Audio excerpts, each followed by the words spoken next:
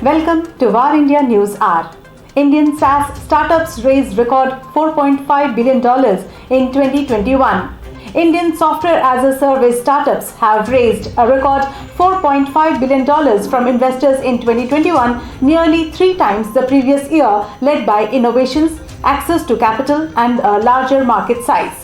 As per the reports, investments in Indian SaaS firms rise to 165% in 2021 alone. The rise in capital inflow in the segment over the last 2 years has given birth to a string of SaaS unicorns.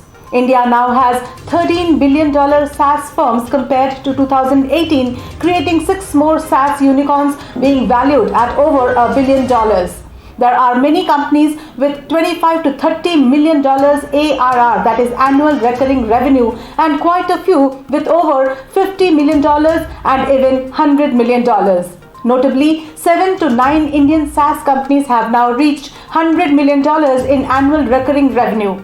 With an increasing number of world-class founders and strong investor support, Indian SaaS companies are poised to reach $30 billion in revenue, capturing 8% to 9% share of the global SaaS market by 2025.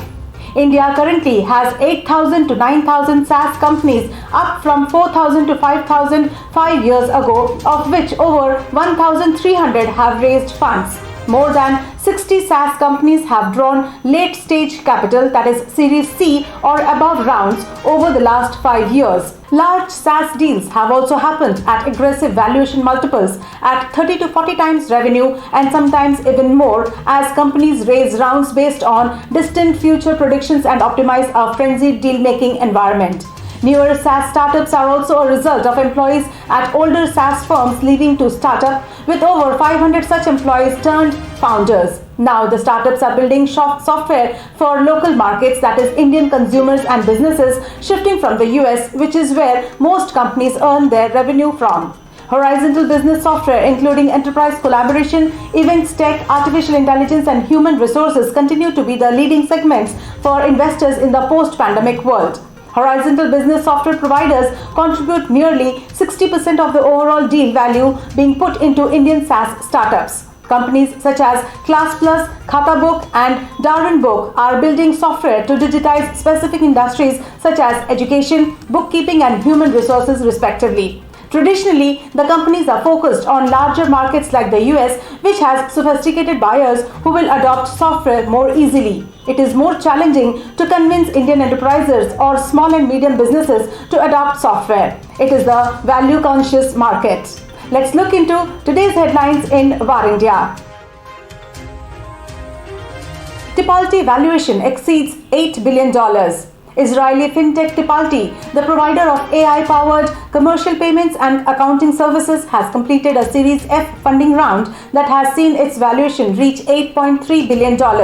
This marks quadrupling of the company's valuation since its last fundraising effort in October 2020. According to CEO and co-founder Chen Amit, the latest $270 million investment will enable the company to add more to its product lines and capabilities in the next 18 months than it had over the past 10 years.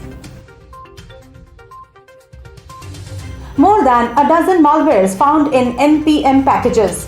17 malware-laced packages have been discovered on the NPM package registry, adding to a recent barrage of malicious software hosted and delivered through open-source software repositories such as PyPI and Ruby Gems. The package's payloads are varied, ranging from info-stealers up to full remote access backdoors. Additionally, the packages have different infection tactics, including typo squatting, dependency confusion, and Trojan functionality. Collaboration and communication tools like Discord and Slack have become handy mechanisms for cybercriminals, with Discord servers integrated into the attack chains for remotely controlling the infected machines and even to exfiltrate data from the victims.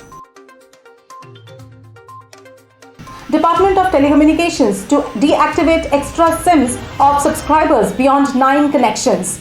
The Department of Telecommunications has issued an order to re-verify the SIMs of subscribers holding beyond 9 connections across India and 6 connections in case of Jammu and Kashmir, Northeast and Assam, and disconnect in the case of non-verification. The Department of Telecommunication has asked telecom operators to remove all the flagged mobile connections from the database that are not in use as per the rule. The order comes from Department of Telecommunication to check incidences of financial crimes, pesky calls, automated calls and fraudulent activities.